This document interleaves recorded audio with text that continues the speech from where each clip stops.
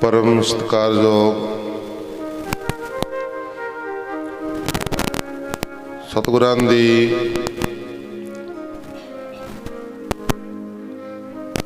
सजी और नवाजी हुई साध संगत जीओ, आप माई पाई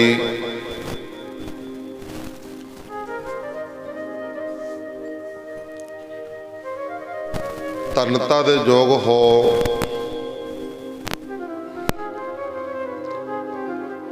जिन्हां नूं चबरां तख्तां दे मालक गुरता गद्दी ते विराजमान प्रतख सतगुरु सारे संसार दे सांझे रहबर धन धन साहिब श्री गुरु ग्रंथ साहिब महाराज जी दे पावन पवित्र चरनां दे विच बैठण दे सुभाग समय प्राप्त होए ने। कल विचार चल रही सी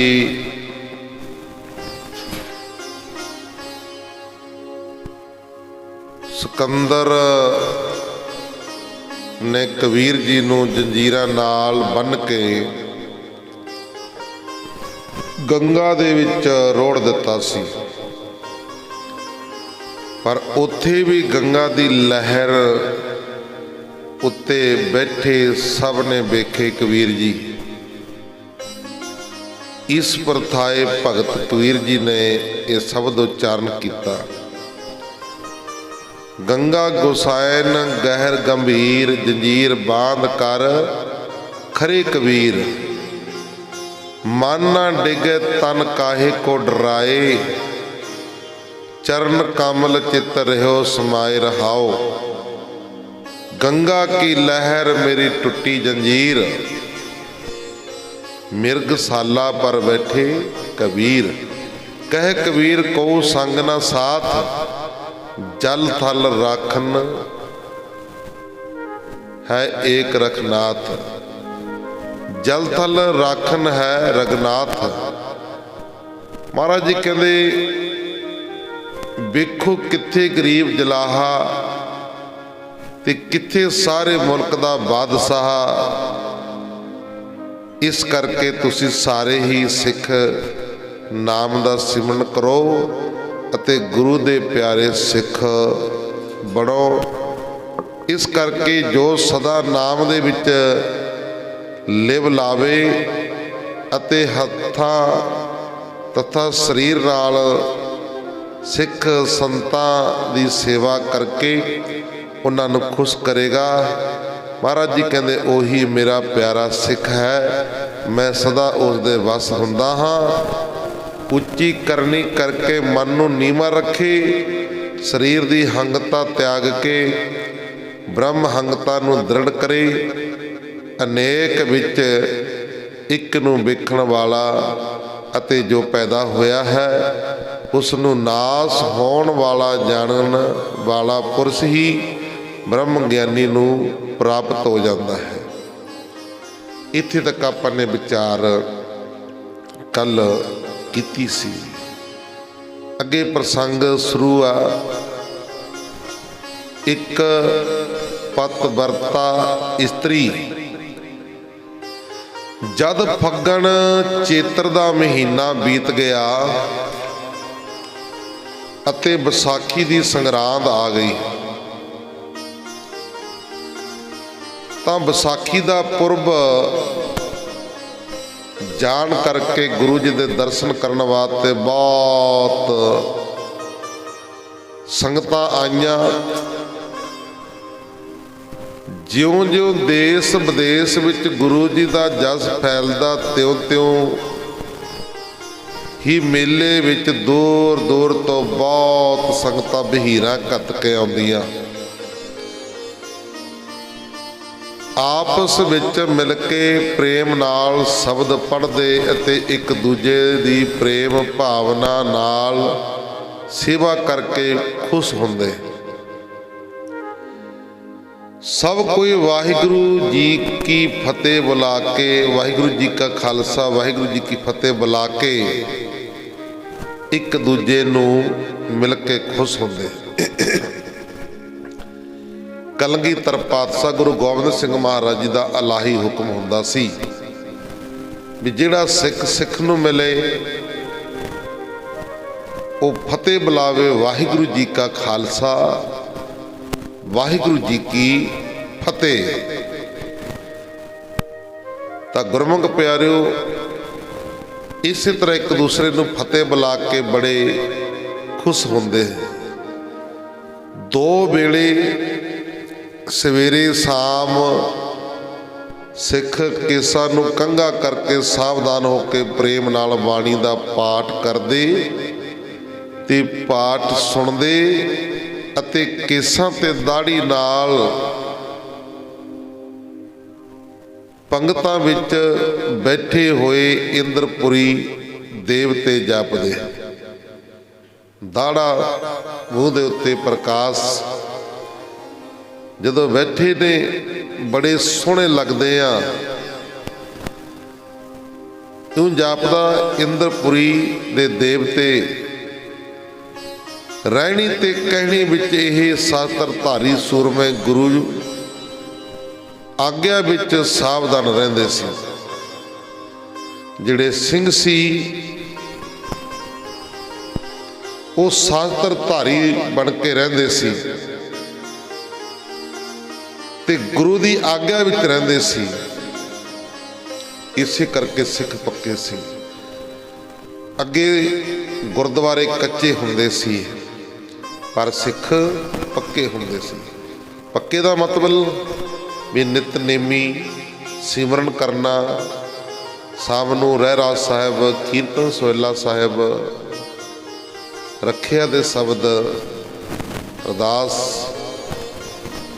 ਅੰਮ੍ਰਿਤ ਵੇਲੇ ਪੰਜ ਬਾਣੀਆਂ ਦਾ ਨਿਤਨੇਮ, ਜਪਜੀ ਸਾਹਿਬ, ਜਾਪ ਸਾਹਿਬ, ਤਪ ਪ੍ਰਸਾਦ ਸਵਈਏ, ਚੌਪੀ ਸਾਹਿਬ, ਆਨੰਦ ਸਾਹਿਬ ਤੇ ਵਿਹਲੇ ਟਾਈਮ ਸ੍ਰੀ ਸੁਖਮਨੀ ਸਾਹਿਬ ਜੀ ਦਾ ਪਾਠ ਵੀ ਕਰਦੇ। ਆਖੋ ਸਤਨਾਮ।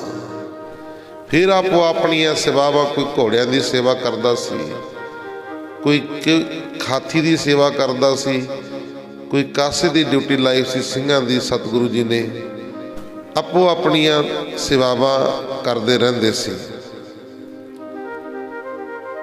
ਸਭ ਸੇਵਾ ਕਰਕੇ ਗੁਰੂ ਦੀਆਂ ਖੁਸ਼ੀਆਂ ਪ੍ਰਾਪਤ ਕਰਦੇ। ਤਾਂ ਗੁਰਮੁਖ ਪਿਆਰਿਓ, ਜਿਵੇਂ ਜਿਵੇਂ ਸਤਿਗੁਰੂ ਜੀ ਨੇ ਡਿਊਟੀ ਲਾਈ ਹੋਈ ਸੀ ਉਸੇ ਤਰ੍ਹਾਂ ਸਾਰੇ ਹੀ ਸੇਵਾ ਕਰਦੇ ਤੇ ਗੁਰੂ ਜੀ ਦੀਆਂ ਖੁਸ਼ੀਆਂ ਪ੍ਰਾਪਤ ਕਰਦੇ ਤੇ ਸਦਾ ਹੀ ਸਾਵਧਾਨ ਰਹਿੰਦੇ, ਗੁਰੂ ਜੀ ਦੀ ਆਗਿਆ ਮੰਨਦੇ। ਇਸ ਕਰਕੇ ਉਦੋਂ ਸਿੰਘ ਪੱਕੇ ਸੀ। ਅੱਜ ਮਾਫ ਕਰ ਦਿਓ, ਗੁਰਦੁਆਰੇ ਬੜੇ ਬੜੇ ਵੱਡੇ ਬਣ ਗਏ ਆ, ਪੱਕੇ ਬਣ ਗਏ ਆ, ਪਰ ਸਿੱਖਾਂ ਦੀ ਗੱਲ ਕਰ ਲਈਏ, ਨਾ ਕੋਈ ਨਿਤਨੇਮ, ਨਾ ਕੋਈ ਸੇਵਾ, ਨਾ ਕੋਈ ਸਿਮਰਨ। ਅੱਜ ਨਾ ਸੇਵਾ ਰਹੀ, ਨਾ ਸਿਮਰਨ ਰਿਹਾ, ਨਾ ਬੰਦਗੀ, ਨਾ ਭਜਨ। ਇਸ ਕਰਕੇ ਸਿੱਖ ਕੱਚੇ ਨੇ। ਆਖੋ ਸਤਨਾਮ। ਪੰਜੇ ਉਂਗਲੀਆਂ ਇੱਕੋ ਸਾਰ ਨਹੀਂ ਹੁੰਦੀਆਂ, ਸਾਰੀਆਂ ਉਂਗਲੀਆਂ ਇੱਕੋ ਸਾਰ ਨਹੀਂ ਹੁੰਦੀਆਂ। ਅੱਜ ਵੀ ਬਿਰਲੇ ਬਿਰਲੇ ਨੇ ਜਿਹੜੇ ਗੁਰੂ ਦੇ ਨਾਲ ਪਿਆਰ ਕਰਨ ਵਾਲੇ ਨੇ, ਜਿਹੜੇ ਪੱਕੇ ਸਿੱਖ ਨੇ, ਜਿਹੜੇ ਸਦਾ ਹੀ ਗੁਰੂ ਦੇ ਨਾਲ ਜੁੜੇ ਰਹਿੰਦੇ ਨੇ। ਤਾਂ ਗੁਰਮੁਖ ਪਿਆਰਿਓ, ਸਦਾ ਹੀ ਸਾਵਧਾਨ ਰਹਿੰਦੇ, ਆਗਿਆ ਵਿੱਚ ਰਹਿੰਦੇ, ਹੁਕਮ ਮੰਨਦੇ ਰਹਿੰਦੇ। ਵਿਸਾਖੀ ਵਾਲੇ ਦਿਨ ਗੁਰੂ ਜੀ ਦਾ ਬਹੁਤ ਸੁੰਦਰ ਦੀਵਾਨ ਸਜਿਆ। ਸੰਗਤਾਂ ਨੇ ਬੇਅੰਤ ਭੇਟਾ ਅਰਪਣ ਕਰਕੇ ਆਪ ਜੀ ਦੇ ਚਰਨ ਪਰਸ ਕੇ ਦਰਸ਼ਨ ਕੀਤੇ। ਇਸ ਤਰ੍ਹਾਂ ਸੰਗਤਾਂ ਦੀ ਬਹੁਤ ਭੀੜ ਲੱਗੀ ਰਹਿੰਦੀ ਸੀ ਕਿ ਇੱਕ ਸਿੱਖਣੀ ਜਿਸ ਨੇ ਮੂੰਹ ਤੇ ਕੱਪੜਾ ਲਿਆ ਹੋਇਆ ਸੀ, ਇੱਕ ਸਿੱਖਣੀ ਜਿਸ ਨੇ ਮੂੰਹ ਦੇ ਉੱਤੇ ਕੱਪੜਾ ਲਿਆ ਹੋਇਆ ਸੀ, ਭਾਵ ਕਿ ਘੁੰਡ ਕੱਢਿਆ ਹੋਇਆ ਸੀ। ਗੁਰੂ ਜੀ ਦੇ ਪਾਸ ਆਉਣਾ ਚਾਹੁੰਦੀ ਸੀ, ਪਰ ਮਨੁੱਖਾਂ ਦੀ ਭੀੜ ਕਰਕੇ ਉਹ ਪਿੱਛੇ ਹਟੇ ਹੀ ਰੁਕੀ ਰਹੀ, ਅੱਗੇ ਨਹੀਂ ਆਈ। ਉਸ ਨੂੰ ਇਸ ਤਰ੍ਹਾਂ ਯਤਨ ਕਰਦੀ ਨੂੰ ਵੇਖ ਕੇ ਗੁਰੂ ਗੋਬਿੰਦ ਸਿੰਘ ਮਹਾਰਾਜ ਜੀ ਨੇ ਇੱਕ ਸਿੱਖ ਭੇਜ ਕੇ ਉਸ ਸਿੱਖੜੀ ਨੂੰ ਆਪਣੇ ਪਾਸ ਸੱਦਿਆ। ਉਸਨੇ ਆਪ ਜੀ ਦੇ ਚਰਨਾਂ ਦੇ ਉੱਤੇ ਮੱਥਾ ਟੇਕਿਆ ਤੇ ਹੱਥ ਜੋੜ ਕੇ ਖੜੀ ਹੋ ਗਈ। ਸਤਿਗੁਰੂ ਜੀ ਨੇ ਆਖਿਆ, ਸਿੱਖਣੀਏ, ਤੂੰ ਆਪਣਾ ਮਨੋਰਥ ਦੱਸ, ਕਿਸ ਕੰਮ ਵਾਸਤੇ ਆਈ ਹੈ। ਉਸ ਸਿੰਘਣੀ ਨੇ ਹੱਥ ਜੋੜ ਕੇ ਕਿਹਾ, ਗੁਰੂ ਜੀ, ਮੇਰੇ ਪੇਕੇ ਰਾਏਪੁਰ ਹਨ। ਉੱਥੇ ਸਾਡੇ ਘਰ ਇੱਕ ਸੰਤ ਆਉਂਦੇ ਹੁੰਦੇ ਸਨ। ਉਹਨਾਂ ਦੀਆਂ ਗਿਆਨਮਈ ਗੱਲਾਂ ਸੁਣ ਕੇ ਮੇਰਾ ਮਨ ਵੀ ਪ੍ਰਭੂ ਪ੍ਰੇਮ ਦੀ ਲਗਨ ਵਿੱਚ ਲੱਗ ਪਿਆ। ਮੈਂ ਸਿਆਣੀ ਹੋਈ ਤਾਂ ਮੇਰਾ ਮਨ ਵੀ ਪ੍ਰਭੂ ਪ੍ਰੇਮ ਦੀ ਲਗਨ ਵਿੱਚ ਲੱਗ ਪਿਆ। ਮੈਂ ਸਿਆਣੀ ਹੋਈ ਤਾਂ ਮੇਰਾ ਵਿਆਹ ਬਰਸਾਣੇ ਪਿੰਡ ਦੇ ਇੱਕ ਖੱਤਰੀ ਨਾਲ ਹੋਇਆ। ਉਹ ਮੇਰਾ ਪਤੀ ਵੀ ਸੰਤਾਂ ਦਾ ਮੇਲੀ ਹੈ। ਅਸੀਂ ਦੋਵੇਂ ਘਰ ਆਏ ਸੰਤਾਂ ਦੀ ਪ੍ਰੇਮ ਨਾਲ ਸੇਵਾ ਕਰਦੇ ਹਾਂ ਅਤੇ ਆਪ ਜੀ ਦੇ ਬਖਸ਼ੇ ਹੋਏ ਗੁਰੂ ਮੰਤਰ ਵਾਹਿਗੁਰੂ ਦਾ ਜਾਪ ਕਰਦੇ ਰਹਿੰਦੇ ਹਾਂ। ਮੈਂ ਸੰਤਾਂ ਪਾਸੋਂ ਸੁਣਿਆ ਸੀ ਕਿ ਇਸਤਰੀ ਵਾਸਤੇ ਉਸ ਦਾ ਪਤੀ ਹੀ ਪਰਮੇਸ਼ਰ ਹੈ। ਮੈਂ ਸੰਤਾਂ ਦੇ ਪਾਸੋਂ ਸੁਣਿਆ ਸੀ ਕਿ ਇਸਤਰੀ ਵਾਸਤੇ ਉਸ ਦਾ ਪਤੀ ਹੀ ਪਰਮੇਸ਼ਰ ਹੈ। ਇਸ ਕਰਕੇ ਮੈਂ ਪਤੀ ਨੂੰ ਹੀ ਪਰਮੇਸ਼ਰ ਜਾਣ ਕੇ ਉਸ ਦੀ ਤਨ ਮਨ ਧਨ ਦੇ ਨਾਲ ਸੇਵਾ ਕਰਦੀ ਹਾਂ। ਮੇਰੇ ਸਹੁਰੇ ਘਰ ਦਾ ਸਾਰਾ ਪਰਿਵਾਰ ਮੇਰੇ ਪਤੀ ਸਹਿਤ ਆਪ ਜੀ ਦੇ ਦਰਸ਼ਨ ਕਰਨ ਵਾਸਤੇ ਆਉਂਦਾ ਹੈ, ਪਰ ਮੈਨੂੰ ਪਿੱਛੇ ਘਰ ਆਏ ਸੰਤਾਂ ਸਾਧਾਂ ਦੀ ਸੇਵਾ ਵਾਸਤੇ ਛੱਡ ਆਉਂਦੇ ਰਹੇ। ਹੁਣ ਮੇਰੀ ਤੀਬਰ ਇੱਛਾ ਵੇਖ ਕੇ ਮੇਰੇ ਪਤੀ ਨੇ ਮੈਨੂੰ ਆਪ ਜੀ ਦੇ ਦਰਸ਼ਨ ਕਰਨ ਵਾਸਤੇ ਆਗਿਆ ਦਿੱਤੀ ਹੈ। ਇੱਥੇ ਆਣ ਕੇ ਜਦ ਮੈਂ ਵੇਖਿਆ ਕਿ ਆਪ ਜੀ ਪਾਸ ਸਿੱਖ ਸੰਗਤਾਂ ਦੀ ਬਹੁਤ ਭੀੜ ਹੈ, ਮੈਂ ਪਿੱਛੇ ਹਟ ਗਈ ਅਤੇ ਸੋਚਿਆ ਕਿ ਮੇਰੇ ਪਾਪਣ ਦੇ ਭਾਗਾਂ ਵਿੱਚ ਦਰਸ਼ਨ ਕਿੱਥੇ ਹਨ। ਐਡੀ ਦੂਰੋਂ ਤਾਂਘ ਨਾਲ ਚੱਲ ਕੇ ਵੀ ਆਈ, ਪਰ ਦਰਸ਼ਨ ਫੇਰ ਵੀ ਪ੍ਰਾਪਤ ਨਹੀਂ ਹੁੰਦੇ। ਚੱਲ ਮਨਾ, ਗੁਰੂ ਦੇ ਲੰਗਰ ਦੀ ਸੇਵਾ ਕਰੀਏ। ਜਦ ਮੈਂ ਇਹ ਵਿਚਾਰ ਕਰਕੇ ਪਿੱਛੇ ਮੁੜੀ ਤਾਂ ਤੁਸੀਂ ਘਟ ਘਟ ਦੇ ਜਾਣਨਹਾਰ ਅੰਤਰਜਾਮੀ ਜੀ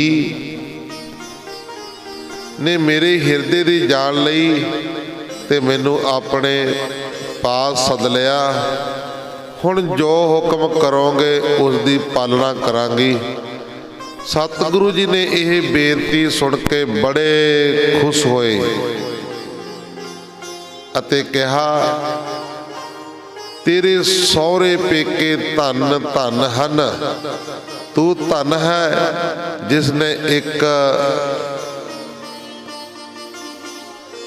ਜਿਸਨੇ ਇੱਕ ਵਾਰ ਹੀ ਗੁਰੂ ਉਪਦੇਸ਼ ਸੁਣ ਕੇ ਹਿਰਦੇ ਵਿੱਚ ਧਾਰ ਲਿਆ ਅਤੇ ਆਪਣੇ ਪਤੀ ਵਰਤ ਧਰਮ ਨੂੰ ਦ੍ਰਿੜ ਕਰ ਲਿਆ ਹੈ।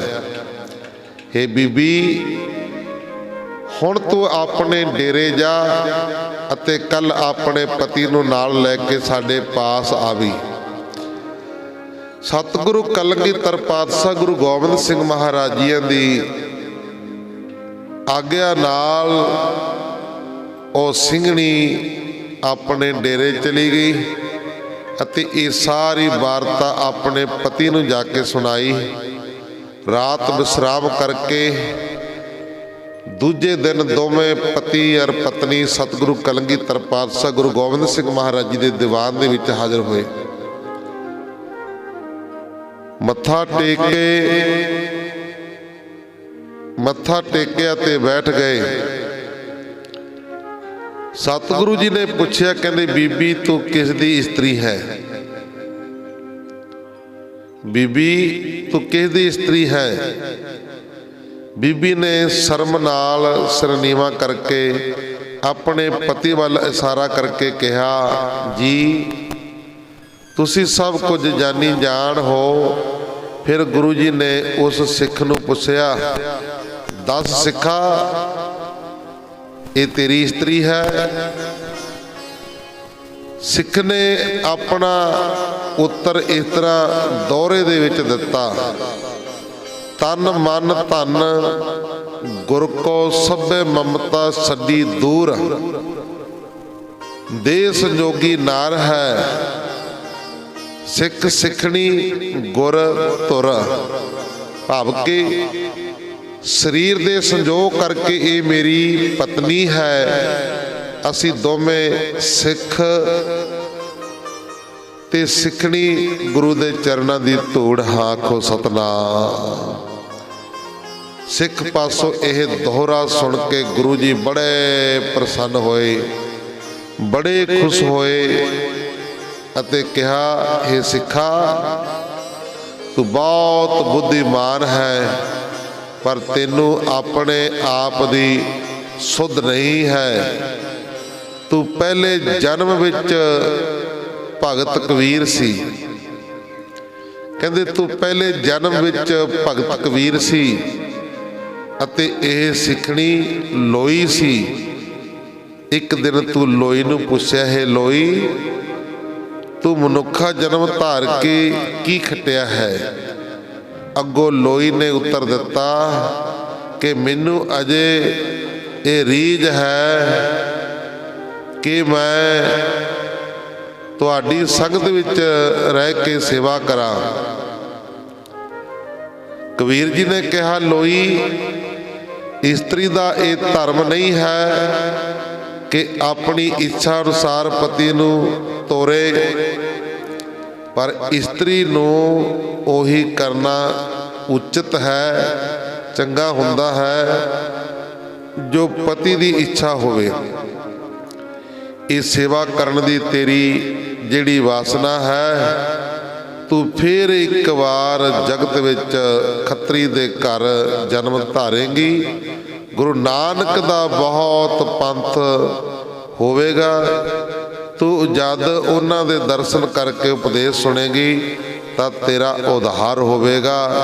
ਕਬੀਰ ਜੀ ਦੇ ਇਹ ਵਚਨ ਸੁਣ ਕੇ ਲੋਈ ਉਹਨਾਂ ਦੇ ਚਰਨਾਂ ਤੇ ਪੈ ਗਈ ਸੀ, ਨਮਸਕਾਰ ਕੀਤੀ ਅਤੇ ਬੇਨਤੀ ਕੀਤੀ ਕਿ ਤੁਸੀਂ ਵੀ ਮੈਨੂੰ ਦਾਸੀ ਜਾਣ ਕੇ ਤਿਆਗ ਨਾ ਦੇਣਾ, ਮੇਰੇ ਨਾਲ ਹੀ ਰਹਿਣਾ। ਕਬੀਰ ਜੀ ਨੇ ਕਿਹਾ, ਅੱਛਾ ਜੇ ਤੇਰੀ ਇਹੀ ਇੱਛਾ ਹੈ, ਭਾਵਨਾ ਹੈ, ਤਾਂ ਜਨਮ ਧਾਰਿਆ, ਤੇਰੇ ਨਾਲ ਹੀ ਜਨਮ ਧਾਰਾਂਗਾ। ਗੁਰੂ ਜੀ ਨੇ ਫਰਮਾਇਆ, ਕਹਿੰਦੇ ਇਸ ਤਰ੍ਹਾਂ ਦੋਹਾਂ ਨੇ ਜਨਮ ਧਾਰਿਆ ਹੈ, ਪਰ ਤੁਹਾਨੂੰ ਇਸ ਦੀ ਕੋਈ ਸੁੱਧ ਨਹੀਂ ਹੈ। ਇਸ ਉਪਰੰਤ ਗੁਰੂ ਕਲਗੀਧਰ ਪਾਤਸ਼ਾਹ ਗੁਰੂ ਗੋਬਿੰਦ ਸਿੰਘ ਮਹਾਰਾਜ ਜੀ ਨੇ ਆਪਣੇ ਹੱਥਾਂ ਨਾਲ ਦੋਹਾਂ ਨੂੰ ਪ੍ਰਸਾਦ ਦਿੱਤਾ, ਜਿਸ ਨੂੰ ਛਕ ਕੇ ਦੋਹਾਂ ਦੇ ਕਪਾਟ ਖੁੱਲ੍ਹ ਗਏ ਅਤੇ ਪਿਛਲੇ ਜਨਮ ਦੀ ਸਾਰੀ ਸੂਝ-ਬੂਝ ਹੋ ਗਈ। ਕਲਗੀਧਰ ਪਾਤਸ਼ਾਹ ਗੁਰੂ ਗੋਬਿੰਦ ਸਿੰਘ ਮਹਾਰਾਜ ਜੀ ਨੇ ਸਿੱਖ ਕਬੀਰ ਨੂੰ ਆਖਿਆ ਕਿ ਜਦੋਂ ਗੁਰੂ ਅਰਜਨ ਦੇਵ ਮਹਾਰਾਜ ਜੀ ਨੇ ਸ੍ਰੀ ਗੁਰੂ ਗ੍ਰੰਥ ਸਾਹਿਬ ਮਹਾਰਾਜ ਜੀ ਦੀ ਬੀੜ ਰਚੀ ਸੀ, ਤਾਂ ਤੁਸੀਂ ਆਪਣੀ ਬਾਣੀ ਦਰਜ ਕਰਾਉਣ ਵਾਸਤੇ ਬਿਨ ਸਰੀਰ ਦਰਸ਼ਨ ਦਿੱਤਾ ਸੀ। ਬਿਨਾਂ ਸਰੀਰ ਦੇ ਦਰਸ਼ਨ ਦਿੱਤਾ ਸੀ। ਹੁਣ ਕਿਉਂਕਿ ਤੁਸੀਂ ਇਸ ਸਰੀਰ ਸਹਿਤ ਆਏ ਹੋ, ਇਸ ਕਰਕੇ ਆਪਣੀ ਪਹਿਲੀ ਰਚੀ ਹੋਈ ਬਾਣੀ ਇਸ ਸੰਗਤ ਨੂੰ ਸੁਣਾ ਦਿਓ, ਜਿਸ ਨੂੰ ਸੁਣ ਕੇ ਸਾਰੀਆਂ ਸੰਗਤਾਂ ਦੇ ਮਨ ਵਿੱਚ ਪ੍ਰਤੀਤ ਆ ਜਾਵੇ ਕਿ ਤੁਹਾਡਾ ਠੀਕ ਹੀ ਭਗਤ ਕਬੀਰ ਤੇ ਮਾਈ ਲੋਈ ਦਾ ਨਵਾਂ ਜਨਮ ਹੈ। ਗੁਰੂ ਜੀ ਦੀ ਇਸ ਆਗਿਆ ਅਨੁਸਾਰ ਸਿੱਖ ਨੇ ਆਪਣੇ ਸਾਰੇ ਸ਼ਬਦ ਸ਼ਲੋਕਾਂ ਦਾ ਪਾਠ ਜਿਉਂ ਦਾ ਤਿਉਂ ਤਿਵੇਂ ਜਨਮ ਵਿੱਚ ਬਣਾਏ ਸਨ। ਤਾਂ ਗੁਰਮੁਖ ਪਿਆਰਿਓ ਸਾਰੇ ਸੁਣਾ ਦਿੱਤਾ। ਪਾਠ ਸੁਣ ਕੇ ਗੁਰੂ ਜੀ ਨੇ ਆਖਿਆ, ਕਬੀਰ ਜੀ ਸਾਰੇ ਭਗਤਾਂ ਦੇ ਸ਼੍ਰੋਮਣੀ ਭਗਤ ਹਨ। ਹੁਣ ਤੁਸੀਂ ਸਿੱਖਾਂ ਦੇ ਘਰ ਜਨਮ ਲੈ ਕੇ ਧਰਮ ਦੀ ਰੱਖਿਆ ਵਾਸਤੇ ਸਿੱਖੀ ਧਾਰਨ ਕਰੋਗੇ। ਸਤਿਗੁਰੂ ਜੀ ਤੋਂ ਇਹ ਬਚਨ ਸੁਣ ਕੇ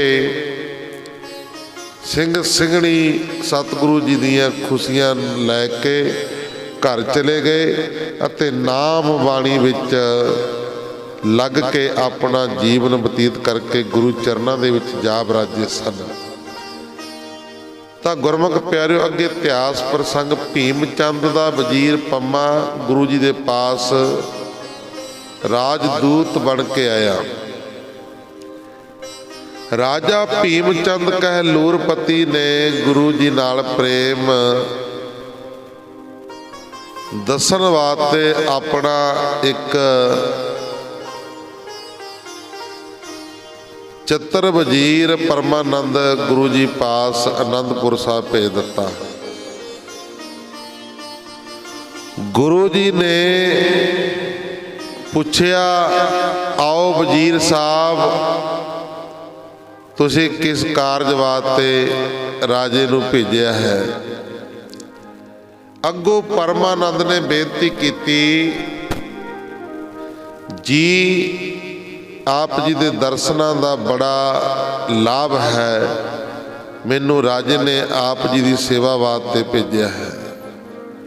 ਮੈਂ ਰਾਜੇ ਵੱਲੋਂ ਤੁਹਾਡੇ ਪਾਸ ਉਹਦਾ ਰਾਜਦੂਤ ਬਣ ਕੇ ਆਇਆ ਹਾਂ, ਬਣ ਕੇ ਰਹਾਂਗਾ, ਜਿਸ ਕਰਕੇ ਅੱਗੇ ਤੋਂ ਆਪਸ ਵਿੱਚ ਕੋਈ ਵਿਗਾੜ ਨਹੀਂ ਪਾਵੇਗਾ। ਮੈਂ ਸੁਖ ਸਾਂਦ ਰਾਜੇ ਨੂੰ ਲਿਖਦਾ ਰਹਾਂਗਾ ਅਤੇ ਜਿਹੜਾ ਕੋਈ ਤੁਹਾਨੂੰ ਕੰਮ ਪਵੇਗਾ ਉਹ ਠੀਕ ਕਰ ਦਿਆ ਕਰਾਂਗਾ। ਇਸ ਤਰ੍ਹਾਂ ਤੁਹਾਡੀ ਖਬਰਗੀਰੀ ਵਾਸਤੇ ਰਾਜੇ ਨੇ ਮੈਨੂੰ ਤੁਹਾਡੇ ਪਾਸ ਖੁਸ਼ੀ ਨਾਲ ਰਹਿਣ ਵਾਸਤੇ ਭੇਜਿਆ ਹੈ। ਇੱਥੇ ਰਹਿ ਕੇ ਮੈਂ ਤੁਹਾਡੇ ਦਰਸ਼ਨ ਕਰਾਂਗਾ, ਮੈਨੂੰ ਇਹੀ ਵੱਡਾ ਲਾਭ ਹੋਵੇਗਾ। ਪਰਮਾਨੰਦ ਦੀ ਗੱਲ ਸੁਣ ਕੇ ਗੁਰੂ ਜੀ ਨੇ ਕਿਹਾ, ਕਹਿੰਦੇ ਹਾਂ ਤੂੰ ਬੜੀ ਖੁਸ਼ੀ ਨਾਲ ਸਾਡੇ ਪਾਸ ਰਹੋ। ਗੁਰੂ ਜੀ ਨੇ ਉਸ ਦੇ 5 ਰੁਪਏ ਰੋਜ਼ ਖਰਚਾ ਨਿਯਤ ਕਰ ਦਿੱਤਾ। ਰੋਜ਼ ਦਾ ਖਰਚਾ ਉਸ ਸਮੇਂ 5 ਰੁਪਏ ਨਿਯਤ ਕਰ ਦਿੱਤਾ। ਜੋਗੀ ਸੰਨਿਆਸੀ ਆਦਿ ਭੇਖਾਂ ਨਾਲ ਚਰਚਾ। ਜਿਸ ਵੇਲੇ ਸਤਿਗੁਰੂ ਜੀ ਦਾ ਦੀਵਾਨ ਲੱਗਾ, ਪਰਮਾਨੰਦ ਉਸੇ ਸਮੇਂ ਆਣ ਕੇ ਹਾਜ਼ਰ ਹੋਇਆ ਅਤੇ ਗੁਰੂ ਜੀ ਦੇ ਨਾਲ ਰਾਜਨੀਤਿਕ ਗੱਲਾਂ ਤੇ ਵਿਚਾਰਾਂ ਵਟਾਂਦਰਾ ਕਰਕੇ ਖੁਸ਼ ਹੁੰਦਾ। ਇੱਕ ਦਿਨ ਗੁਰੂ ਗੋਬਿੰਦ ਸਿੰਘ ਮਹਾਰਾਜ ਜੀ ਦੇ ਦੀਵਾਨ ਵਿੱਚ ਪਰਮਾਨੰਦ ਵੀ ਬੈਠਾ ਸੀ ਕਿ ਮਦਨ ਦਾਸ ਬੈਰਾਗੀ ਆਇਆ। ਮਦਨ ਦਾਸ ਬੈਰਾਗੀ ਆਇਆ। ਉਸ ਸਮੇਂ ਦੀਵਾਨ ਵਿੱਚ ਸੰਨਿਆਸੀ, ਜੋਗੀ ਤੇ ਬ੍ਰਹਮਚਾਰੀ ਵੀ ਬੈਠੇ ਹੋਏ ਸਨ।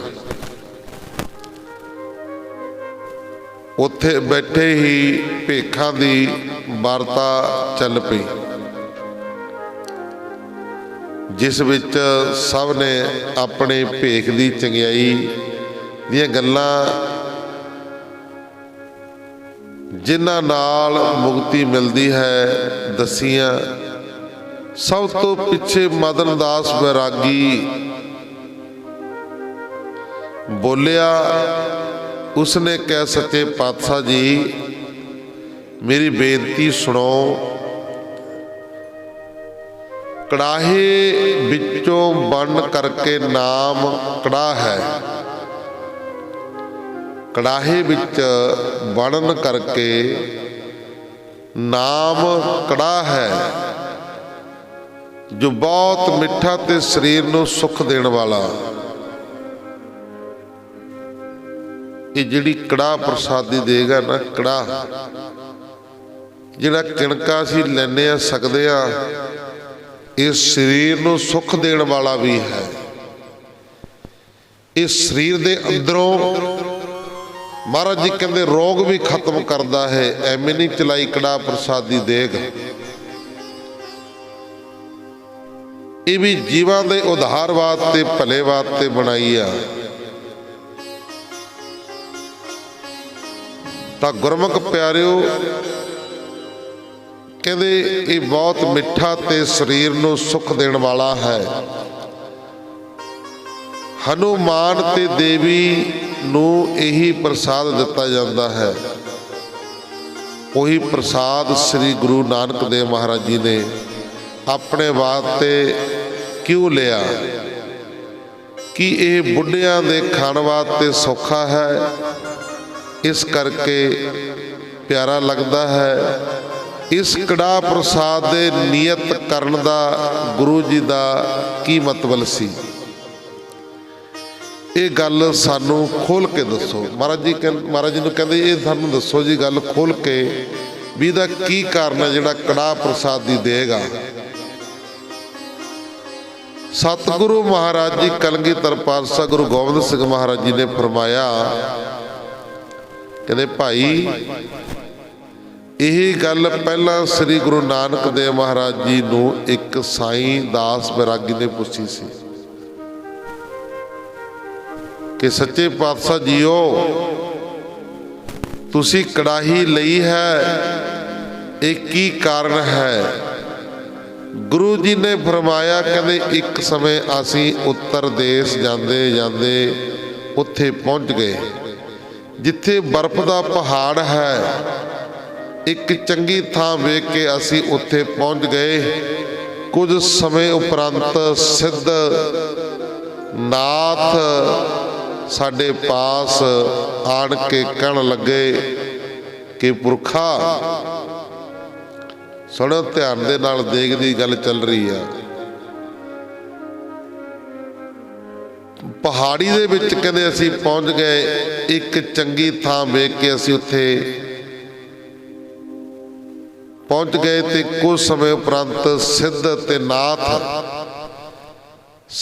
ਨਾਥ ਸਾਡੇ ਪਾਸ ਆਣ ਕੇ ਕਹਿਣ ਲੱਗੇ, ਪੁਰਖਾ ਅਸੀਂ ਤੁਹਾਨੂੰ ਆਦੇਸ਼ ਕਹਿੰਦੇ ਹਾਂ। ਆਦੇਸ਼ ਦਾ ਮਤਲਬ ਹੈ ਨਮਸਕਾਰ।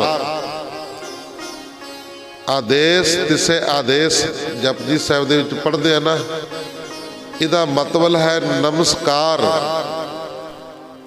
ਕਹਿੰਦੇ ਅਸੀਂ ਤੁਹਾਨੂੰ ਆਦੇਸ਼ ਕਹਿੰਦੇ ਹਾਂ ਤੇ ਤੂੰ ਨਿਰੰਕਾਰ ਪੁਰਖ ਅਲਖ ਹੈ। ਅਸੀਂ ਉਹਨਾਂ ਨੂੰ ਉੱਤਰ ਦਿੱਤਾ, ਹੈ ਸਿੱਖੋ ਆਓ ਬੈਠੋ ਦਰਸ਼ਨ ਦਿਓ, ਤੁਹਾਨੂੰ ਸਤ ਕਰਤਾਰ ਕਹਿੰਦੇ ਆ। ਮਹਾਰਾਜ ਜੀ ਕਹਿੰਦੇ ਅਸੀਂ ਤੁਹਾਨੂੰ ਸਤ ਕਰਤਾਰ ਕਹਿੰਦੇ ਆ। ਇਹ ਗੱਲ ਸੁਣ ਕੇ ਸਿੱਧ ਇਕੱਤਰ ਹੋ ਕੇ ਸਾਡੇ ਪਾਸ ਬੈਠ ਗਏ। ਇਕੱਤਰ ਦਾ ਮਤਲਬ ਇਕੱਠੇ ਹੋ ਕੇ, ਸਿੱਧ ਇਕੱਠੇ ਹੋ ਕੇ ਸਾਡੇ ਪਾਸ ਬੈਠ ਗਏ ਤੇ ਕਹਿਣ ਲੱਗੇ, ਤੂੰ ਨਾਨਕ ਵੱਡਾ ਪ੍ਰਸਿੱਧ ਤਪਾ ਹੈ, ਤੂੰ ਇੱਥੇ ਪਹਿਲੋਂ ਆਇਆ ਹੈ, ਅਸੀਂ ਸਾਰੇ ਪਿੱਛੋਂ ਪਹੁੰਚੇ ਹਾਂ। ਸਾਨੂੰ ਸਿੱਧਾਂ ਨੂੰ ਤੁਸੀਂ ਗਿੱਧ ਘਿਓ ਮਿੱਠੇ ਵਾਲਾ ਭੰਡਾਰਾ ਦਿਓ, ਜਿਸ ਨਾਲ ਸਾਨੂੰ ਸਾਰਿਆਂ ਨੂੰ ਆਨੰਦ ਹੋਵੇ। ਅਸੀਂ ਤੁਹਾਡੇ ਪ੍ਰਾਹੁਣੇ ਹਾਂ, ਅਸੀਂ ਕਦੇ ਤੁਹਾਡੇ ਮਹਿਮਾਨ ਹਾਂ, ਸਾਨੂੰ ਕੁਝ ਨਾ ਕੁਝ ਖਾਣ ਨੂੰ ਦਿਓ। ਗੁਰੂ ਨਾਨਕ ਦੇਵ ਮਹਾਰਾਜ ਜੀ ਬੋਲੇ, ਹੇ ਸਾਈਂ ਦਾਸ, ਤੂੰ ਸੁਣ, ਸਾਰਿਆਂ ਦੇ ਮਨ ਦੀ ਜਾਣ ਕਰਕੇ ਅਸਾਂ ਬਾਲੇ ਤੇ ਮਰਦਾਨੇ ਨੂੰ ਸਿੱਧਾ ਪਾਸ ਬਿਠਾ ਦਿੱਤਾ ਤੇ ਕਿਹਾ, ਤੁਹਾਨੂੰ ਸਾਰਿਆਂ ਨੂੰ ਸ੍ਰੀ ਕਰਤਾਰ ਪੁਰਖ ਚੰਗਾ ਭੋਜਨ ਦੇਣਗੇ। ਇਸ ਤਰ੍ਹਾਂ ਸਿੱਧਾ ਨੂੰ ਨਿਉਤਾ ਦੇ ਕੇ ਅਸੀਂ ਗੁਰੂ ਨਾਨਕ ਦੇਵ ਜੀ ਚਲੇ ਗਏ ਤੇ ਜੰਗਲ ਨੂੰ ਅਨੇਕ ਪ੍ਰਕਾਰ ਕਰਕੇ ਵੇਖਿਆ। ਗੁਰੂ ਗੋਬਿੰਦ ਸਿੰਘ ਮਹਾਰਾਜ ਜੀ ਬੋਲੇ, ਕਹਿੰਦੇ, ਹੇ ਮਦਨ ਦਾਸ, ਭਾਵ ਕਿ ਮਦਨ ਦਾਸ ਨੂੰ ਗੁਰੂ ਗੋਬਿੰਦ ਸਿੰਘ ਮਹਾਰਾਜ ਜੀ ਦੱਸ ਰਹੇ ਨੇ। ਗੁਰੂ ਨਾਨਕ ਦੇਵ ਮਹਾਰਾਜ ਜੀ ਦੇ ਵੇਲੇ ਦੀ ਗੱਲ, ਪ੍ਰਸਾਦ ਵਾਲੀ। ਗੁਰੂ ਨਾਨਕ ਦੇਵ ਜੀ ਦੂਰ ਅੱਗੇ ਚਲੇ ਗਏ ਤਾਂ ਪਿੱਛੋਂ ਸਿੱਧਾ ਨੇ ਮਨ ਵਿੱਚ ਵਿਚਾਰਿਆ ਕਿ ਸ੍ਰੀ ਬਾਬਾ ਜੀ ਜੰਗਲ ਨੂੰ ਗਏ ਹਨ, ਉੱਥੋਂ ਮਿੱਠੇ ਮਿੱਠੇ ਫਲ ਮੇਵੇ ਲਿਆ ਕੇ ਸਾਨੂੰ ਦੇਣਗੇ। ਅਸੀਂ ਉਦੋਂ ਤੱਕ ਬਹੁਤ ਬੁੱਢੇ ਹੋ ਜਾਵਾਂਗੇ ਜਿਵੇਂ ਸਾਡੇ ਮੂੰਹ ਵਿੱਚ ਦੰਦ ਜਾੜ ਤਾਂ ਹੁੰਦੇ ਨਹੀਂ। ਜਦੋਂ ਸਾਨੂੰ ਫਲ ਲਿਆ ਕੇ ਦੇਣਗੇ ਤਾਂ ਅਸੀਂ ਕਹਾਂਗੇ, ਇਹ ਬੜੇ ਸਖਤ ਨੇ, ਸਾਡੇ ਪਾਸੋਂ ਖਾਧੇ ਨਹੀਂ ਜਾਂਦੇ। ਵੀ ਅਸੀਂ ਸਖਤੀ ਦੇ ਨਾਲ ਇਹੋ ਜਿਹਾ ਸਰੀਰ ਧਾਰਨ ਕਰ ਲਾਂਗੇ, ਬੁੱਢੇ ਜੇ ਬਣ ਜਾਵਾਂਗੇ, ਮੂੰਹ 'ਚ ਦੰਦ ਨਹੀਂ। ਵੀ ਅਸੀਂ ਕਹਾਂਗੇ ਵੀ ਇਹ ਫਲ ਅਸੀਂ ਕਿਵੇਂ ਖਾਈਏ, ਸਾਡੇ ਮੂੰਹ 'ਚ ਦੰਦ ਨਹੀਂ, ਫਿਰ ਸਾਨੂੰ ਕੀ ਖਾਣ ਨੂੰ ਦੇਣਗੇ। ਕਹਿੰਦੇ, ਫਿਰ ਜਦੋਂ ਅਸੀਂ ਕਹਾਂਗੇ ਸਾਡੇ ਮੂੰਹ ਦੇ ਵਿੱਚ ਦੰਦ ਨਹੀਂ, ਫਿਰ ਸਾਨੂੰ ਕੀ ਖਾਣ ਨੂੰ ਦੇਣਗੇ। ਸਿੱਧ ਕਹਿੰਦੇ ਵੀ ਆਪੇ ਗੁਰੂ ਨਾਨਕ ਦੇਵ ਜੀ ਸ਼ਰਮਿੰਦੇ ਹੋ ਜਾਣਗੇ। ਇਹ ਸਲਾਹ ਕਰਕੇ ਸਿੱਧ ਬੈਠੇ ਰਹੇ, ਪਰ ਉਧਰ ਗੁਰੂ ਨਾਨਕ ਦੇਵ ਮਹਾਰਾਜ ਜੀ ਨੂੰ ਬ੍ਰਹਮ ਨੇ ਖੰਡ ਤੇ ਵਿਸ਼ਨੂੰ ਨੇ ਮੈਦਾ, ਸ਼ਿਵ ਜੀ ਨੇ ਘਿਓ ਤੇ ਹੋਰਨਾਂ ਦੇਵਤਿਆਂ ਨੇ ਤਾਂ ਗੁਰਮੁਖ ਪਿਆਰਿਓ ਜਲ, ਇਹਨਾਂ ਚੀਜ਼ਾਂ ਆਦਿਕ ਲਿਆ ਕੇ ਭੇਟਾਂ ਕੀਤੀਆਂ। ਅੰਤਰ ਧਿਆਨ ਹੋ ਕੇ ਜਦ ਸਿੱਧਾਂ ਨੂੰ ਪੰਗਤਾਂ ਵਿੱਚ ਬੈਠ ਕੇ ਮਨ ਭਾਉਂਦਾ ਭੋਜਨ ਛਕਾਇਆ, ਜਦੋਂ ਸਿੱਧਾਂ ਦੇ ਲਵੇ ਫਲ ਲੈ ਕੇ ਆਂਦੇ, ਸਿੱਧ ਕਹਿੰਦੇ, ਜੀ ਸਾਡੇ ਕੋਲ ਇਹ ਖਾਧੇ ਨਹੀਂ ਜਾਣੇ, ਸਾਡੇ ਤਾਂ ਦੰਦੇ ਨਹੀਂ ਮੂੰਹ ਦੇ ਵਿੱਚ, ਕੋਈ ਇਹਨੂੰ ਕਿਵੇਂ ਖਾਵਾਂਗੇ। ਕੋਈ ਐਸੀ ਵਸਤੂ ਦਿਓ ਜਿਹਦੇ ਖਾਣ ਦੇ ਨਾਲ ਸਾਨੂੰ ਆਨੰਦ ਵੀ ਆਵੇ, ਸਾਡਾ ਉਧਾਰ ਵੀ ਹੋਵੇ ਤੇ ਸਾਡੇ ਕੋਲੋਂ ਖਾਧੀ ਵੀ ਜਾਵੇ। ਫਿਰ ਗੁਰਮੁਖ ਪਿਆਰਿਓ ਵਿਸ਼ਨੂੰ ਨੇ ਆਟਾ, ਸ਼ਿਵ ਜੀ ਨੇ ਘਿਓ, ਚੀਨੀ ਤੇ ਗੁਰਮੁਖ ਪਿਆਰਿਓ ਜਲ, ਇਹ ਸਭ ਚੀਜ਼ਾਂ ਤਿਆਰ ਹੋ ਗਈਆਂ ਤਾਂ ਗੁਰੂ ਜੀ ਦੇ ਭੇਟਾਂ ਕੀਤੀਆਂ। ਅੰਤਰ ਧਿਆਨ ਹੋ ਕੇ ਸਿੱਧਾਂ ਨੂੰ ਪੰਗਤਾਂ ਵਿੱਚ ਬੈਠਾ ਕੇ ਮਨ ਭਾਉਂਦਾ ਭੋਜਨ ਤਿਆਰ ਕੀਤਾ। ਜਦ ਇਹ ਸਭ ਚੀਜ਼ਾਂ ਤਿਆਰ ਹੋ ਗਈਆਂ ਤਾਂ ਉਸ ਤੋਂ ਗੁਰੂ ਜੀ ਨੇ ਕੜਾਹ ਪ੍ਰਸ਼ਾਦ ਤਿਆਰ ਕਰਕੇ ਸਿੱਧਾਂ ਨੂੰ ਪੰਗਤ ਵਿੱਚ ਬਿਠਾ ਕੇ ਮਨ ਭਾਉਂਦਾ ਭੋਜਨ ਛਕਾਇਆ। ਸਿੱਧ ਬੜੇ ਹੈਰਾਨ ਹੋਏ ਕਿ ਇਹ ਭੋਜਨ ਨਾਨਕ ਤਪੇ ਨੇ ਸਾਨੂੰ ਬਹੁਤ ਸੁੰਦਰ ਛਕਾਇਆ। ਇਸ ਪ੍ਰਸਾਦ ਨੂੰ ਹਰ ਇੱਕ ਬੱਚਾ ਬੁੱਢਾ ਬੜੇ ਉਤਸ਼ਾਹ ਨਾਲ ਛਕਿਆ ਕਰੇਗਾ। ਇਹ ਬੜਾ ਪ੍ਰਸਿੱਧ ਹੋਵੇਗਾ। ਇਸ ਸਿੱਧਾਂ ਨੇ ਵਚਨ ਕੀਤਾ ਵੀ ਇਸ ਪ੍ਰਸਾਦ ਨੂੰ ਹਰੇਕ ਕੋਈ ਸਕੇਗਾ, ਇਹ ਬੜਾ ਪ੍ਰਸਿੱਧ ਹੋਵੇਗਾ। ਜਿਹੜਾ ਪੁਰਸ਼ ਇਹ ਤੁਹਾਡਾ ਪ੍ਰਸਾਦ ਤਿਆਰ ਕਰਕੇ ਤੁਹਾਡੇ ਅਰਪਣ ਕਰੇਗਾ, ਆਪ ਖਾਏਗਾ ਤੇ ਹੋਰਨਾਂ ਨੂੰ ਖਵਾਏਗਾ। ਮਹਾਰਾਜ ਜੀ ਕਹਿੰਦੇ ਉਸ ਦੇ ਪਾਪ ਨਸ਼ਟ ਹੋ ਜਾਣਗੇ ਤੇ ਪੁੰਨਾਂ ਦੀ ਪ੍ਰਾਪਤੀ ਹੋਵੇਗੀ। ਆਖੋ ਸਤਿਨਾਮ। ਇਹ ਆ ਦੇਗ ਦੀ ਵਾਰਤਾ, ਇਹ ਆ ਦੇਗ ਦਾ ਇਤਿਹਾਸ। ਜਿਹੜਾ ਦੇਗ ਨੂੰ ਸਰਧਾ ਦੇ ਨਾਲ, ਭਾਵਨਾ ਦੇ ਨਾਲ ਅਰਪਣ ਕਰੇਗਾ, ਗੁਰੂ ਜੀ ਨੂੰ ਭੇਟਾ ਕਰੇਗਾ ਤੇ ਹੋਰਨਾਂ ਨੂੰ ਖਵਾਏਗਾ, ਕਹਿੰਦੇ ਉਸ ਦੇ ਪਾਪ ਨਸ਼ਟ ਹੋ ਜਾਣਗੇ ਤੇ ਪੁੰਨਾਂ ਦੀ ਪ੍ਰਾਪਤੀ ਹੋਵੇਗੀ। ਗੁਰੂ ਜੀ ਨੇ ਫਰਮਾਇਆ, ਹੇ ਸਾਈਂ ਦਾਸ, ਪ੍ਰਸਾਦ ਵਿੱਚ ਉਹ ਦੇਵੀ ਤੇ ਹਨੂਮਾਨ ਦਾ ਪ੍ਰਸਾਦ ਹੋਵੇਗਾ, ਜਿਹੜਾ ਪਵਿੱਤਰਤਾ ਨਾਲ ਤਿਹਾਵਲ, ਘਿਓ, ਆਟਾ, ਖੰਡ ਔਰ ਚੀਨੀ, ਜਲ ਦਾ ਕੜਾਹ ਪ੍ਰਸਾਦ ਕੀਤਾ ਹੋਇਆ ਹੋਵੇਗਾ, ਉਹ ਸਾਨੂੰ ਅਰਪਣ ਹੋਵੇਗਾ। ਗੁਰੂ ਜੀ ਨੇ ਕਿਹਾ, ਹੇ ਮਦਨ ਦਾਸ, ਇਹ ਕੜਾਹ ਪ੍ਰਸਾਦ ਦੀ ਰੀਤੀ ਤਦੋਂ ਤੋਂ ਹੀ ਸਿੱਖ ਕਰਦੇ ਆਏ ਨੇ। ਇਹ ਉਦੋਂ ਤੋਂ ਚਲੀ ਆਈ ਆ। ਗੁਰੂ ਗੋਬਿੰਦ ਸਿੰਘ ਮਹਾਰਾਜ ਜੀ ਦੱਸ ਰਹੇ ਨੇ ਮਦਨ ਦਾਸ ਨੂੰ, ਕਹਿੰਦੇ ਇਹ ਕੜਾਹ ਪ੍ਰਸਾਦ ਦੀ ਰੀਤੀ ਉਦੋਂ ਤੋਂ ਪ੍ਰਚਲਿਤ ਹੋਈ। ਆਖੋ ਸਤਿਨਾਮ। ਇਹ ਸੀ ਭਾਈ ਕੜਾਹ ਪ੍ਰਸਾਦ ਦੀ ਦੇਗ ਦਾ ਇਤਿਹਾਸ। ਤਾਂ ਅੱਗੇ ਗੁਰੂ ਜੀ ਨੇ ਸਿੱਖਾਂ ਦਾ ਸਲ ਪ੍ਰਗਟ ਕਰਨਾ, ਗੁਰੂ ਜੀ ਨੇ ਸਿੱਖਾਂ ਦਾ ਸਲ ਪ੍ਰਗਟ ਕਰਨਾ। ਵਿਸਾਖੀ ਦੇ ਦੂਜੇ ਦਿਨ ਪਿੱਛੋਂ ਗੁਰੂ ਜੀ ਨੇ ਆਪਣੇ ਸੇਵਾਦਾਰਾਂ ਨੂੰ ਫਰਮਾਇਆ, ਕਹਿੰਦੇ ਇਸ ਵਾਰ ਮੇਲਾ ਬਹੁਤ ਲੱਗਾ ਹੈ, 5 ਦਿਨ ਇਸੇ ਤਰ੍ਹਾਂ ਮੇਲਾ ਲੱਗਾ ਰਹਿਣ ਦਿਓ। ਕੋਈ ਵੀ ਸਿੱਖ ਸਿੰਘਣੀ ਮੇਲੇ ਵਿੱਚੋਂ ਘਰ ਨੂੰ ਨਾ ਜਾਵੇ। ਮਹਾਰਾਜ ਜੀ ਕਹਿੰਦੇ ਪਹਿਰੇ ਲਗਾ ਦਿਓ, ਪਹਿਰੇ ਲਗਾ ਦਿਓ।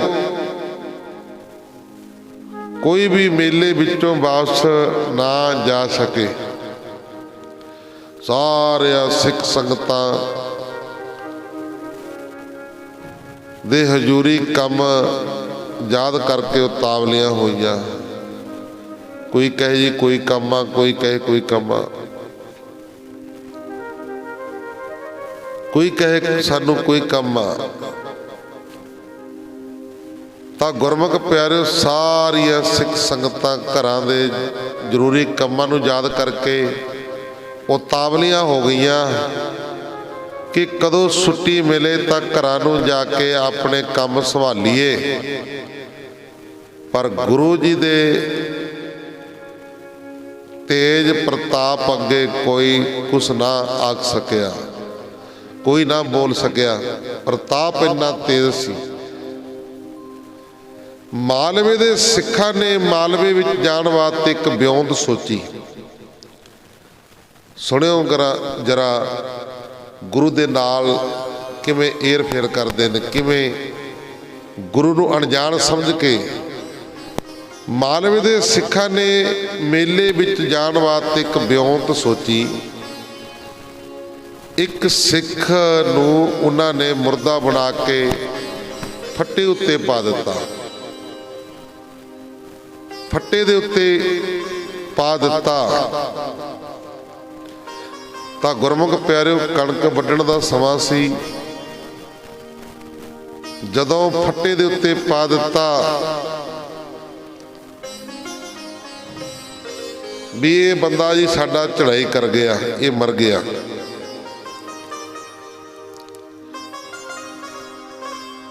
ਗੁਰੂ ਗੋਬਿੰਦ ਸਿੰਘ ਮਹਾਰਾਜ ਜੀ ਨੂੰ ਜਾ ਕੇ ਕਹਿਣ ਲੱਗੇ, ਬਹਾਨਾ ਲਾ ਰਹੇ ਨੇ।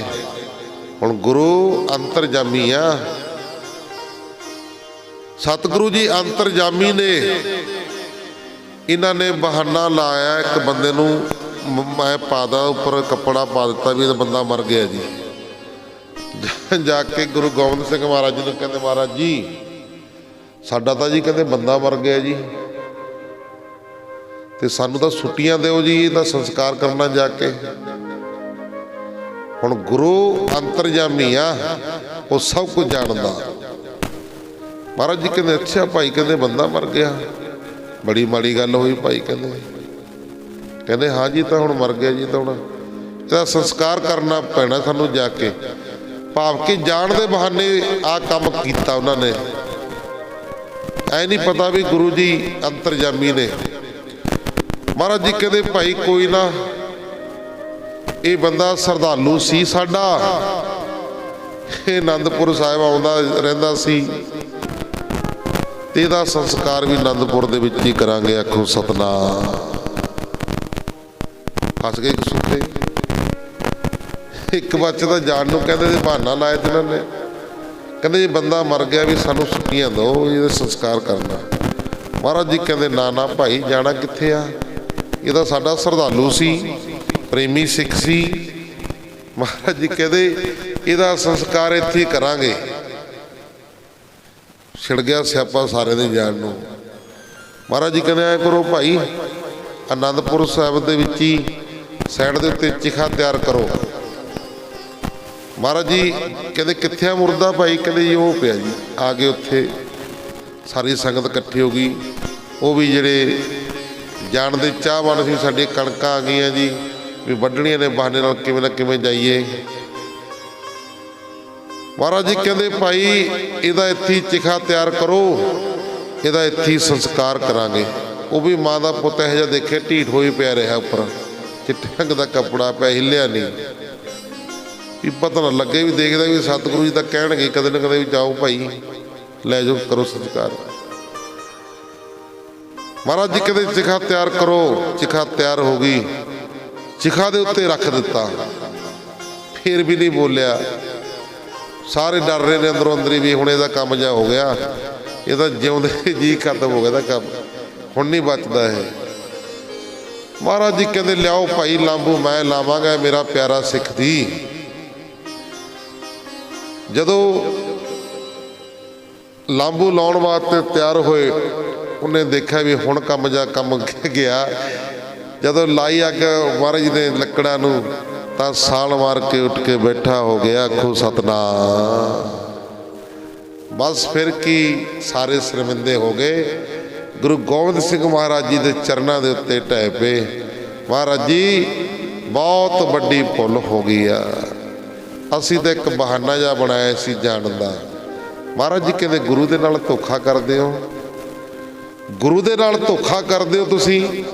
ਠੀਕ ਆ, ਤੁਸੀਂ ਸੱਚ ਬੋਲੋ, ਸੱਚ ਦੱਸੋ ਵੀ ਮਹਾਰਾਜ ਵੀ ਸਾਡੀਆਂ ਫਸਲਾਂ ਆਈਆਂ ਹੋਈਆਂ ਨੇ, ਕਣਕਾਂ ਸੀ ਵੱਢਣੀਆਂ ਨੇ, ਤੇ ਸਾਨੂੰ ਛੁੱਟੀ ਦਿਓ। ਸੱਚ ਬੋਲੋ, ਤੁਸੀਂ ਗੁਰੂ ਦੇ ਨਾਲ ਧੋਖਾ ਕਰਦੇ ਹੋ। ਇਸ ਤਰ੍ਹਾਂ ਗੁਰਮੁਖ ਪਿਆਰੇ ਸਾਰੇ ਸ਼ਰਮਿੰਦੇ ਹੋ ਕੇ ਮਾਫੀ ਮੰਗੀ ਮਹਾਰਾਜ ਜੀ ਤੋਂ। ਮਹਾਰਾਜ ਜੀ ਕਹਿੰਦੇ ਅੱਗੇ ਵਾਸਤੇ ਨਾ ਇਸ ਤਰ੍ਹਾਂ ਗੁਰੂ ਦੇ ਨਾਲ ਧੋਖਾ ਕਰਿਓ। ਗੁਰੂ ਅੰਤਰਜਾਮੀ ਹੈ, ਕੱਟ ਕੱਟ ਕੇ ਅੰਦਰ ਕੀ ਜਾਣਤ, ਭਲੇ ਬੁਰੇ ਕੀ ਪੀਰ ਪਛਾਨਤ। ਫਿਰ ਗੁਰਮੁਖ ਪਿਆਰੇ ਸਤਿਗੁਰੂ ਜੀ ਤੋਂ ਆਗਿਆ ਲੈ ਕੇ ਸਿੱਖ ਆਪਣੇ ਘਰਾਂ ਨੂੰ ਚਲੇ ਗਏ। ਆਓ ਬਾਕੀ ਇਤਿਹਾਸ ਅੱਗੇ ਫਿਰ ਕੱਲ੍ਹ ਨੂੰ ਸਰਵਣ ਕਰਿਓ। ਗੁਰਬਾਣੀ ਪੜ੍ਹਦਿਆਂ ਸੁਣਦਿਆਂ ਕੋਲੋਂ ਇੱਕ ਨਹੀਂ ਅਨੇਕਾਂ ਹੀ ਪ੍ਰਕਾਰ ਦੀਆਂ ਗਲਤੀਆਂ ਭੁੱਲਾਂ ਚੁੱਕਾਂ ਹੋ ਜਾਂਦੀਆਂ ਨੇ। ਸੰਗਤਾਂ ਸਤਿਗੁਰੂ ਜੀ ਬਖਸ਼ਣਹਾਰ ਹਨ। ਸੋ ਅੱਜ ਦਿਨੇ 9 ਵਜੇ ਸ੍ਰੀ ਸੁਖਮਨੀ ਸਾਹਿਬ ਜੀ ਦੇ ਪਾਠ ਗੁਰਦੁਆਰਾ ਸਾਹਿਬ ਸ਼ੁਰੂ ਹੋਣਗੇ, ਜੋ ਕਿ ਮਾਤਾ ਜਗੀਰ ਕੌਰ ਜੀ ਅਕਾਲ ਚਲਾਣਾ ਕਰ ਗਏ ਸਨ। ਉਹਨਾਂ ਦੀ ਆਤਮਿਕ ਸ਼ਾਂਤੀ ਵਾਸਤੇ ਅੱਜ ਹੀ ਫੁੱਲ ਨੇ, ਅੱਜ ਹੀ ਭੋਗ ਹੈ। ਤੇ 9 ਵਜੇ ਪਾਠ ਸ਼ੁਰੂ ਹੋਣਗੇ ਤੇ 10:30 ਵਜੇ ਭੋਗ ਪੈਣਗੇ। ਤੇ ਫਿਰ 11:30 ਵਜੇ ਤੋਂ ਲੈ ਕੇ 1 ਵਜੇ ਤੱਕ ਕਲਯੁਗ ਮੈਂ ਕੀਰਤਨ ਪ੍ਰਧਾਨਾ ਗੁਰਮੁਖ ਜਪੀ ਲੈ ਧਿਆਨਾਂ ਦੇ ਮਹਾਵਾਕ ਅਨੁਸਾਰ ਪਰਿਵਾਰ ਵੱਲੋਂ ਬੇਨਤੀ ਆ, ਦੁੱਧ ਦੀ ਸੇਵਾ ਤੇ ਸਾਰੇ ਨਗਰ ਨੇ ਹਾਜ਼ਰੀਆਂ ਭਰਨੀਆਂ ਨੇ। ਇਹ ਪਰਿਵਾਰ ਵੱਲੋਂ ਬੇਨਤੀ ਆਈ ਆ, ਦੁੱਧ ਦੀ ਸੇਵਾ ਪਹੁੰਚਾਉਣੀ ਆ ਤੇ ਫਿਰ ਸਾਰੇ ਪਰਿਵਾਰ ਨੇ ਭਾਈ ਹਾਜ਼ਰੀਆਂ ਭਰਨੀਆਂ ਨੇ। 11:30 ਵਜੇ ਕੀਰਤਨ ਸ਼ੁਰੂ ਹੋ ਜਾਣੇ ਆ, 1 ਵਜੇ ਸਮਾਪਤੀ ਕੀਤੀ ਜਾਣੀ ਹੈ। ਸੋ ਸਾਰਿਆਂ ਨੇ ਪਹੁੰਚਣ ਦੀ ਕਿਰਪਾਲਤਾ ਕਰਨੀ। ਆਓ ਗੁਰਬਾਣੀ ਪੜ੍ਹਦਿਆਂ ਸੁਣਦਿਆਂ ਕੋਲੋਂ ਇੱਕ ਨਹੀਂ ਤਮਾਮ ਹੀ ਅਨੇਕਾਂ ਪ੍ਰਕਾਰ ਦੀਆਂ ਗਲਤੀਆਂ ਭੁੱਲਾਂ ਚੁੱਕਾਂ ਹੋ ਜਾਂਦੀਆਂ ਨੇ। ਸੰਗਤਾਂ ਸਤਿਗੁਰੂ ਜੀ ਬਖਸ਼ਣਹਾਰ ਹਨ। ਅੱਗੋਂ ਵਾਸਤੇ ਸੱਤੇ ਮੇਰਾ ਪ੍ਰਯਤਨ ਰੱਖ ਕੇ ਸੁੱਧ ਸਪੱਟ ਗੁਰਬਾਣੀ ਪੜ੍ਹਨ ਦੀ, ਸੇਵਾ ਕਰਨ ਦੀ, ਕਥਾ ਕੀਰਤਨ ਕਰਨ ਦੀ ਸੋਝੀ ਆ ਜਾਏ। ਲੋਕ ਸੁਖੀਏ ਪਰਲੋਕ ਸਹੇਲੇ, ਨਾਨਕ ਹਰ ਪ੍ਰਭ ਆਪੇ ਮਿਲੇ। ਸ਼ਲੋਕ ਪਵਨ ਗੁਰੂ ਪਾਣੀ ਪਿਤਾ, ਮਾਤਾ ਤਰਤ ਮਹਤ, ਦਿਵਸ ਰਾਤ ਦੋ ਦਾਈ ਦਾਇਆ, ਖੇਲੇ ਸਗਲ ਜਗਤ। ਚੰਗਿਆਈਆਂ ਬੁਰਿਆਈਆਂ, ਵਾਚੈ ਧਰਮ ਅਧੂਰਾ, ਕਰਮੀ ਆਪੋ ਆਪਣੀ, ਕੇ ਨੇੜੇ ਕੇ ਦੂਰਾ। ਜਿਨੀ ਨਾਮ ਤੇ ਆਇਆ, ਗਏ ਮਸਕਤ ਕਾਲ, ਨਾਨਕ ਤੇ ਮੁਖ ਉਜਲੇ, ਕੀਤੀ ਛੁਟੀ ਨਾਲ। ਜਿਨੀ ਨਾਮ ਤੇ ਆਇਆ, ਗਏ ਮਸਕਤ ਕਾਲ, ਨਾਨਕ ਤੇ ਮੁਖ ਉਜਲੇ, ਕੀਤੀ ਛੁਟੀ ਨਾਲ। ਵਾਹਿਗੁਰੂ ਜੀ ਕਾ ਖਾਲਸਾ, ਵਾਹਿਗੁਰੂ ਜੀ ਕੀ ਫਤਿਹ।